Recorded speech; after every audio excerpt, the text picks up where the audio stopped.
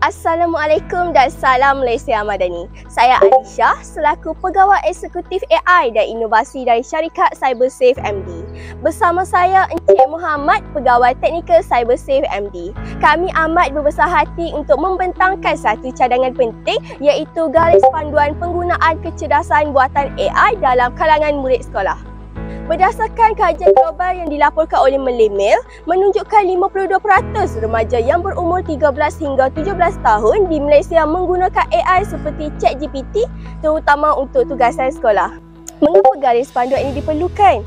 AI sekarang semakin banyak digunakan oleh pelajar sekolah sama ada untuk mencari maklumat atau menghasilkan kandungan yang kreatif. Namun begitu, penggunaan tanpa pemantauan atau tanpa dikawal dengan wajar boleh mengundang risiko yang membimbangkan. Antara risiko utama salah guna AI adalah kalangan murid. Yang pertama, ketergantungan berlebihan.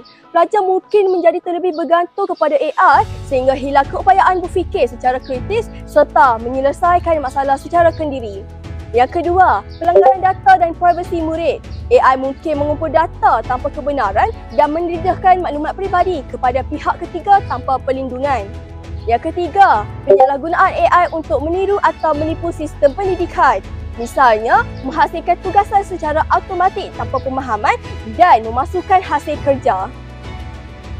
Oleh itu, kami mencadang pelaksanaan satu aplikasi dan pemantauan khas yang bernama ClearLabs.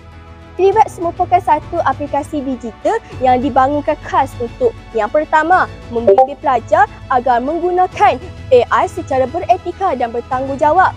Yang kedua, membuatkan garis panduan yang jelas kepada guru dan murid tentang sempadan penggunaan AI di sekolah. Yang ketiga, menyiasat serta melaporkan penyalahgunaan AI dalam tugasan atau peperiksaan. Dan yang paling penting, memupuk pemikiran kritis dan literasi digital serta selari dengan maklumat pembangunan mampan. ClearLabs ini juga akan disesuaikan dengan dasar pendidikan negara serta integrasi dengan sistem pengurusan pembelajaran sedia ada. Aplikasi ini dibangunkan secara modular supaya mudah digunapakai di semua peringkat sekolah. Akhir kata, kami percaya bahawa penggunaan AI dalam pendidikan adalah satu peluang emas. Namun, ia perlu dipandu dengan dasar dan kawalan yang jelas. Dengan sokongan kementerian, ClearLabs akan menjadi langkah pertama ke arah persekitaran pendidikan digital yang lebih selamat, beretika dan bertanggungjawab. Sekian, terima kasih. Salam Cakna, salam Malaysia Melani.